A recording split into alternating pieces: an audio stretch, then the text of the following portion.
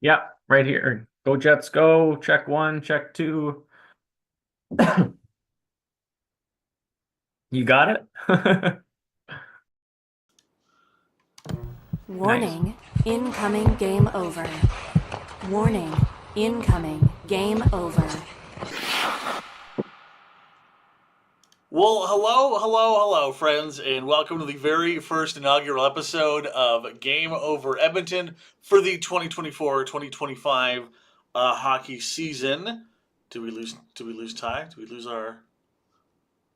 Did we lose our Hello? person? I'm here. Oh, we have you, I'm but your here. visuals just disappeared.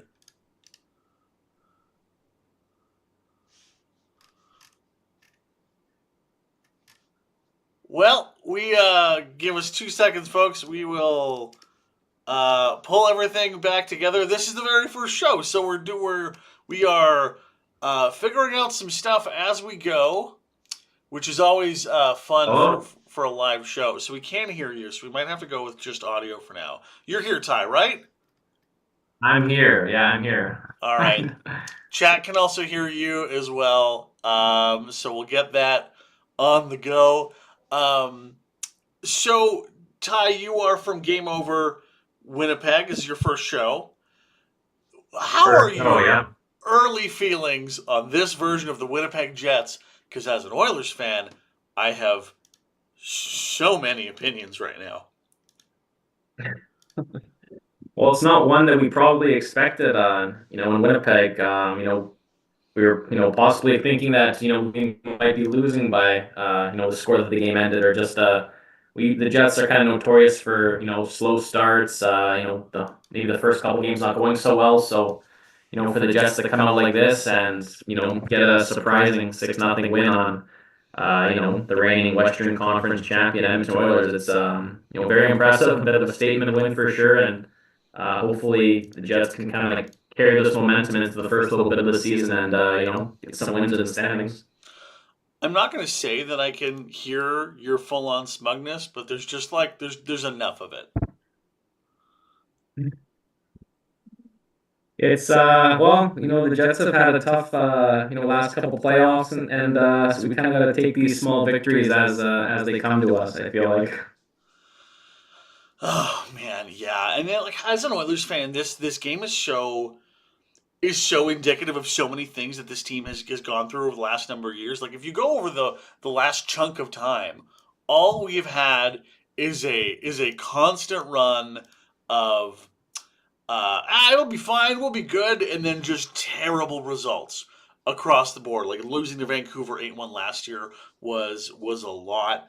That season being as weird as it was, losing to you folks now 6-0. From your early thoughts on this one, how much of it do you think this game was Edmonton being terrible or Winnipeg just being kind of awesome? I think it was a bit of both. I think that the Jets were pretty opportunistic with their chances, especially in the second period. Edmonton outshot the Jets by a pretty good margin in the first couple of periods, and it seemed like when the Jets did get chances, they scored. While Edmonton, they were stymied by Hellebuck, which is hopefully going to be a theme this season. But like obviously it was not Edmonton's best game. I don't dry to look like Bambi out on the ice. It felt like tonight, so I think a lot of Edmonton stars are kind of slowly getting into the season. It's going to take them maybe a few games to start getting their strides again. And the Jets just honestly look like the better team, the fresher team, and it was great to see from us. Well, when you have a performance that good, I really like. I'm always nervous with the Oilers, because they have such the ability to just turn it on and just demo people. In this particular case, the Oilers felt very disconnected, very messy, very confused, and had no sense of kind of this connection. They I don't want to say they look tired because that feels too easy, given that they were just in the Stanley Cup. But I really, really wonder how much of this was like, okay, the preseason meant nothing to this particular team, and it would seem totally different for the Jets, who just wanted to be as good as they could be and as crisp as they possibly could be. Yeah, I think the Jets have more to maybe prove than the Oilers do at this point. Like the Jets, a lot of people are picking them not to make the playoffs even after finishing, fourth in the regular season standings last year. So like they really almost desperately want a hot start for a lot of different reasons, from fan attendance in the stands to lots of other stuff. So I think this start for Winnipeg was very important, and I think Edmonton maybe less as dire needs, desperate to like start off the season on a winning note maybe, but obviously these players are professional hockey players. They want to win every game, but I got the kind of the sense that the Jets just wanted it more tonight. Hey, Road to the Cup in the chat asking, is Austin joining?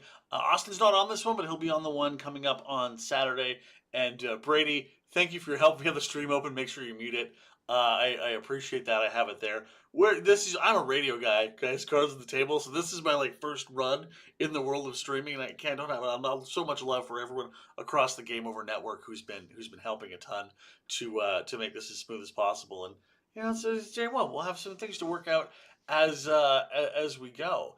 We're going to move to our second segment here in just a quick second. Before we do, want to let you all folks know about some of the incredible other shows we have across the Game Over Network, including our brand new flagship show from called Hyperdrive Hockey, with some fantastic folks on it. Their episodes come out on Tuesday and Friday, and they'll kind of get you set on the whole league writ large.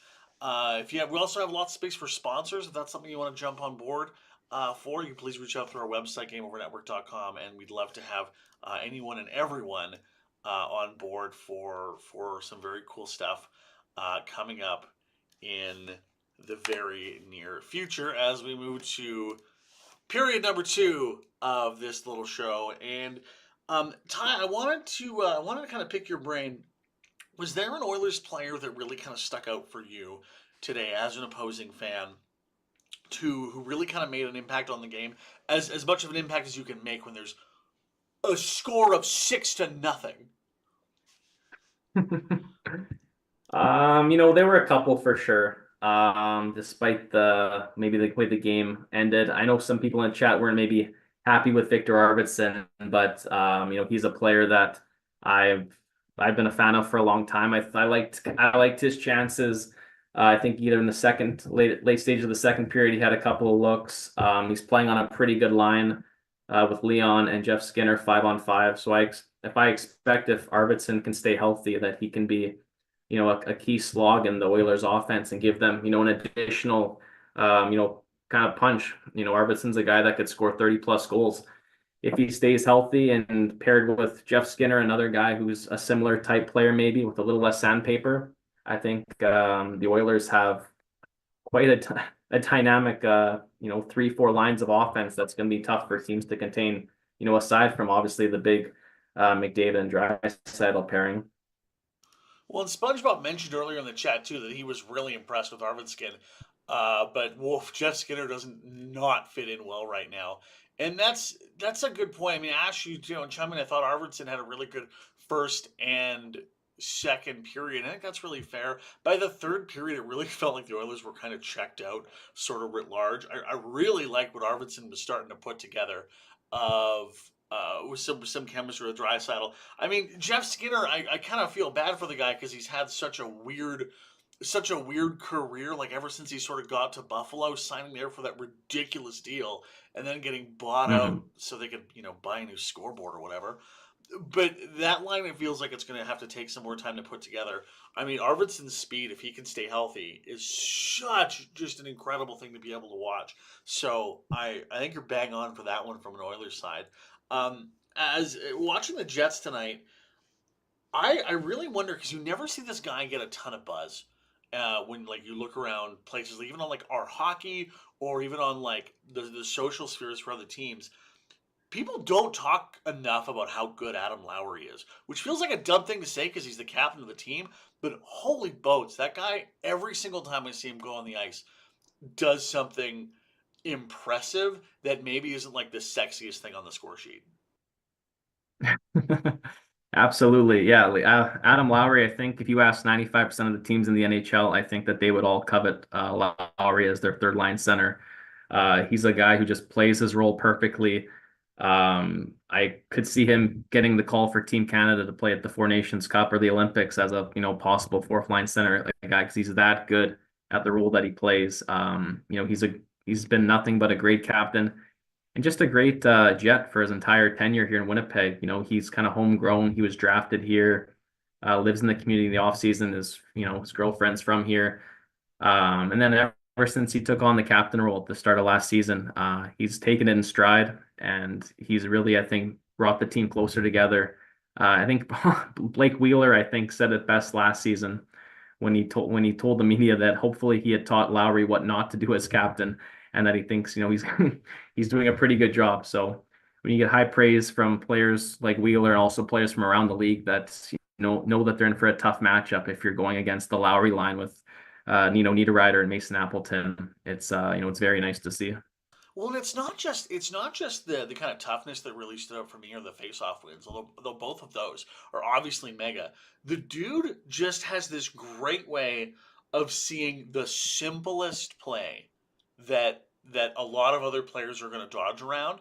I mean, Niederreiter, like, if you remember his career way the hell back when he was playing with Minnesota, he almost looked like what Nail Yakupov could be if he was successful, but he was always finding like the least efficient way to get to the puck to try to do something cool. And then you put him next to Adam Lowry, and it feels like it just calms everything down because Lowry isn't someone that is gonna push the play in a way that it's not gonna be. He's such a like a high bottom, but not like a low ceiling because he can put up points, but he really just elevates a whole lot of people to be better than they are, which is like that's exactly what you want from a captain, especially going from the Blake era, Wheeler era of the Winnipeg Jets, which was um bad, bad. Yeah, he plays the game the right way, and he's a highly intelligent player. Lowry, he great in both zones of the ice. He's physical, which the Jets don't have a lot of in their top, and even their defensemen, offense and defense. Like we don't have a lot of sandpaper, a lot of grit, a lot of guys who will stick up for other players as much as maybe some of the teams. So to have Lowry, our captain, who plays such a good game, it really I think our team would like a few more of them in Winnipeg for sure, a few more Lowrys. And I think a lot of other teams in the league would also love a few more Lowrys on their team. That's for sure. Yeah, absolutely. It's funny. Ash pops into the chat. Had him on my fantasy team a few years ago, and it really opened my eyes as to what a good player he can be, and that's so true. That actually dovetails in really, really nicely to our next segment for today because we're both big fantasy hockey nerds, and there will be an ongoing game. Game over, game on, our whole big network. We're all gonna get together and have a big fantasy league. You've joined that, right? You're in on that. Yeah, I'm the commissioner so far, so I'm the one who kind of put it together. So we're still looking for a few more people. If any people in the chat too want to join, we're still looking for a few more people to then have the draft hopefully on Friday. So I'm a bastard, man. I didn't realize you were the one that set it up. Thank you. I That's all appreciate good. you. No problem. What's your fantasy team name, by the way? So far it's the Winnipeg Maroons, but it's subject to change depending on who I draft, and then maybe make a funny name based off one of the players, as is the custom in these. So we'll see. We'll go from there. Oh, so is that your rule that you have to have a drafted player on your team to have a pun on their name? Because for me, I do not care. Like I've had my old team name as Taylor Hall and Oates, which I'm very proud of, even if I don't have Taylor Hall on my team. And this year, I'm rolling with a little bit of Alexis Lafreniere. I don't. Yeah, yeah. I'm in a league where I have Kirill Kaprizov, but then another guy in the league, his name is Kirill the Thrill, so it's kind of a head scratcher at that point. But you do you, and if I think yeah, you can draft your team however you want and name it however you want, and yeah, All right, as long as you don't veto any of my terrible trade proposals later on the season, no we'll be promises. we'll be just fine. I want to start with a player for the Jets that you think, and we've waxed poetic on the skills of Adam Lowry enough. Um, aside from him, who do you think is someone from a fantasy perspective that would be a really, really great fit for someone who has a fantasy draft, maybe doesn't have their league quite set? Who's a Jet that really stands out for you? Yeah, I think there's a lot of players on the Jets that are going to have good fantasy seasons, points wise, and then also in, hitting leagues with hits, blocks, shots. There's a lot of players that I think fantasy players will be coveting. I could go through kind of the bigger names, but I'm gonna kind of single out one name, Gabriel Velarde, who, if he stays healthy this season, which he has yet to do in the NHL, and play, a 70 to 80 game season, he's someone that can score, I think, 40 goals. Last season, he was scoring. I think he played 40 games and he was scoring at over a 40 goal a season pace. And just playing line 1 minutes with Connor and Scheifele and power play one. He's getting a ton of looks. He got a ton of looks tonight. I know he only had the one assist, but he's just a guy who's going to be put in all sorts of areas to score. And in all fantasy leagues, whether they're points based or hitting banger leagues. Gabe Velarde is a player that I've been coveting. I think a lot of people are. So if you can kind of sneak him, maybe a little bit later than he should be going, I think it's going to help you in the long run, and he's a possible league winner.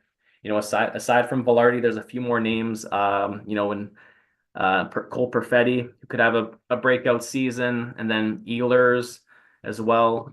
Neil Pionk, if you're looking for a defenseman to have maybe a bounce back year points wise, Neil Pionk is up there. And then deep sleepers. If you're in a deep league with a lot of roster spots, you're looking at your Lowrys, your Niederreiters, your Nemesnikovs that can put up, maybe 30 points, and then also a lot of hits and blocks, especially in the Lowry and, for Nino. So that's kind of what I'm seeing with the Winnipeg Jets. And then what about yourself? What are you kind of seeing with Edmonton? Maybe besides the Mick Draisaitl guys, what are some maybe unsung players that people could think about in fantasy? That's a great question. I mean, with cards at the table, uh, Velarde and Lowry won me one of my category leagues last year because Lowry just cleaned up on faceoffs, and that was outstanding. And then Velarde picked up points when he wasn't hurt, so we did okay with those two guys. So I hardly agree with you on those two. From an Oilers standpoint, someone who is gonna like if you have it all depends what kind of league you're in. If you are in a points league and you have the first overall pick, I think you got to take McDavid, bar none. If you are in a category league, I will go to bat with taking Draisaitl over McDavid just because of how many other things he does that McDavid's not necessarily as good at. Yeah, McDavid's going to run away with your assists and your goals for sure, but your power play points and especially your face-offs. Leon Draisaitl is one of the sneakiest, unreal face-off guys you can get. And on top of being a big points producer, he can be mega for kind of helping your categories out that way. If you want to go a little bit deeper down the lineup and really like juice your power play, I mean, a lot of people are going to be going for Zach Hyman, I think, but a sneaky kind of unsung hero on that one is going to be Ryan Nugent Hopkins as well because he rides bumper Mhm. just on the other side, and he'll be able to pick up a lot of points and really help your power play category in that sense. If you're going for blocks, I this Oilers team is not really amazing at blocking shots. It's never been a huge skill set of theirs, so kind of not sure if there's a place you can really go for that one. But on someone who has a chance to put up some really really nice points, I would not be overly shocked if at some point Connor McDavid and Jeff Skinner end up playing together for any point in time. Jeff Skinner's such a good 5-on-5 scorer, and he has such an unreal shot, and Connor can find anyone with a pass. So finding a player like him, I think can be really really really key. Adam Henrique is another one. I mean, I really really like what Adam Henrique has put together with that third line with Connor Brown and Matthias Janmark. And they're a very very kind of sturdy group that you can always kind of rely on. So I would focus on that. I mean, your dream scenario if you're drafting Oilers players, I really think is to find some way to snag an Evan Bouchard and then one of those top Oilers power play producers. Even if you can't get a McDavid, if you can get like a Bouchard and a Hyman or a Bouchard and a Nuge or a Bouchard and Draisaitl, I mean, you're just going to clean up points from the defensive line. So I think it's a little less about like what Oilers you can grab deeper in your draft and what kind of packages you can make, and a lot of them I think really revolve around around Evan Bouchard. No doubt. Yeah, I think a lot of fantasy players will be going for those Oilers stacks, like whether that's Nugent Hopkins, Bouchard, McDavid, Bouchard, Hyman, Hyman, Bouchard. I think there's a lot of possibilities for fantasy players to bolster their team by utilizing Edmonton and the strength they have, which is scoring a lot, 5-on-5, scoring a lot on the power play. I also like that Henrique for a deep sleeper. He's a possibility too to do well, and I've always liked Matthias Ekholm ever since his days in Nashville. I think last year he had a career points year in Edmonton. And he's a guy that hits and blocks a lot as well. So if you want to cover those categories, I think definitely grab Matthias Ekholm late in your fantasy drafts, and you'll thank me later on that one. Yeah, I love Eck. He's so good. I saw him walking at one of our dog parks a little while ago, and like I didn't want to be that weird guy to be like, "Hey man, you play really good hockey," but like noticed him. He has a beautiful family and a very cute dog. Yeah, good guy, those Swedes. Salt of the earth people, all of them. I don't think any NHL player there's never been a bad Swede or a bad Finn. So that's great to hear. Now, we only have a couple minutes left, so we're going to move to our overtime for this particular episode of Game Over Edmonton. If you want some more recaps on tonight's game, I'll have a full rundown tomorrow morning on Game on Edmonton, and then we'll touch around the whole league as well with Game on Hockey. If there's anyone in the chat that has a burning question that they want to get off their chest or an opinion they want to voice, please let us know. Let us know right now. I want to give so much love to our folks that popped in here right at the very beginning, though, that were like, "Oh God, glad that game's over." Also, if they don't figure out their audio issues and get started, I'm gonna go watch a movie, which like I totally understand. It's first Fair enough. episode. Yeah. We're doing our best, guys. So if there's anything in the chat, please pop up. Shout out to Kaya for welcome to the initiation process of weird audio here on Game Over. And video too. Oh man, I'm so sorry. And you're such I'm like recording a nice... in the black. I'm total dark right now. I know you're a black. It's like when John Oliver was doing his COVID episodes. You're just out in the void. Yeah. Hopefully we'll get that sorted out for the next streams because but thank you for everybody for kind of sticking with us through that, and it's been fun doing our first Game Over broadcast of the season. So it was obviously a better one for Jets fans, but Oilers fans is going to be lots to look forward to over the the next 81 games. Man, if we meet in the playoffs again, I'm going to be so annoyed yet hyped. I got the brooms ready again. Don't worry.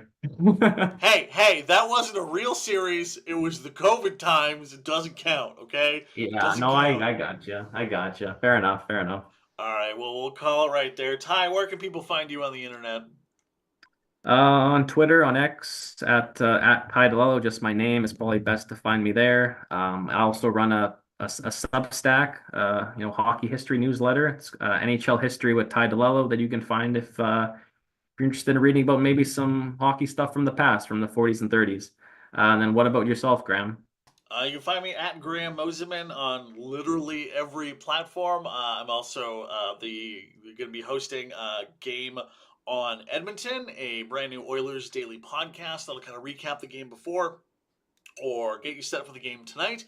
And get you all up to date and everything in the Oilers world, as well as Game on Hockey, which will touch on the rest of the NHL writ large. Both of those podcasts, by the way, it is my solemn promise to you that they are under 10 minutes long, so you don't have to listen to countless hours of AM radio and every hockey podcast you can find to get up to date on everything. I'll get you up to date on everything you need in under 10 minutes so you can go on with the rest of your day and be productive in society or whatever.